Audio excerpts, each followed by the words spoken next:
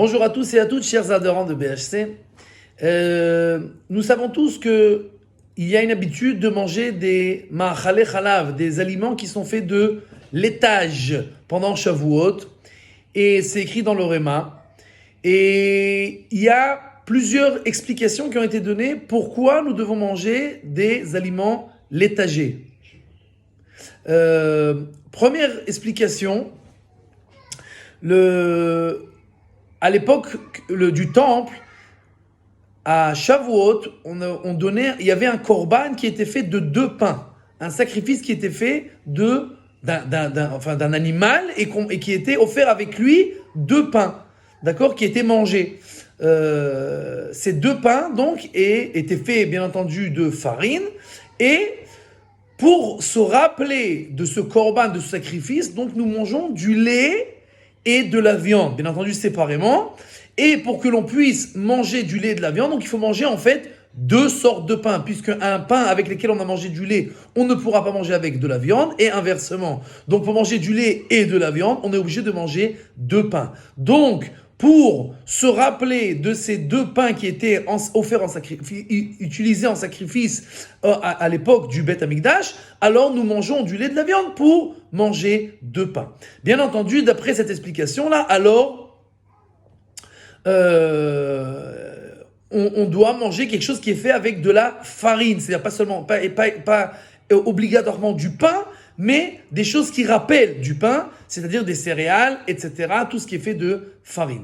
La deuxième explication, c'est que quand Am Israël il a reçu la Seret HaDibrot et les commandements au mont Sinaï, alors on lui a aussi interdit toutes sortes d'utilisations d'ustensiles. C'est-à-dire, il devait d'abord faire cachériser les ustensiles, parce qu'ils étaient en fait avant des goïms, et ils ont passé la conversion au mont Sinaï, et donc en fait, ils ont été interdits d'utiliser tous les ustensiles qu'ils avaient avant, donc ils devaient cachériser, etc.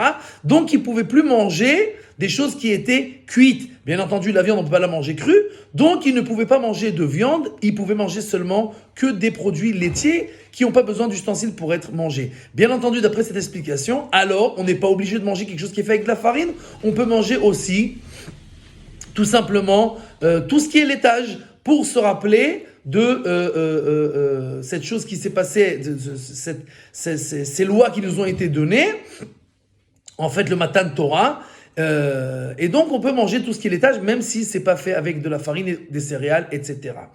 Troisième explication, c'est que quand les anges sont venus pour dire à Kadosh Baruch Hu de ne pas donner la Torah au peuple juif, alors Kadosh Baruch Hu leur a dit: je vous rappelle que vous, quand vous êtes descendus chez Abraham Avinu, vous avez mangé du lait et de la viande, vous n'avez pas cette interdiction. Or, dans la Torah, on a une interdiction de manger du lait et de la viande, et même des enfants de 1 jour les Bnei Israël, ils font attention de ne pas leur donner de la viande, du lait après de la viande. Donc, eux, ils réalisent ma Torah, et vous non. Et donc, sur cet argument, la Torah a été donnée au peuple juif. Et donc, pour rappeler au monde entier que nous avons eu le droit à la Torah à cause de cet argument, donc nous mangeons du lait pour faire cette séparation entre le lait et la viande, parce que c'est ça ce qui nous a donné le droit de la recevoir, à l'encontre des anges qui n'ont pas pu la recevoir à cause de cela. Parce qu'eux, ils n'ont pas cette interdiction. Et bien entendu, la dernière explication, peut-être la plus connue, que la Torah est comparée au lait.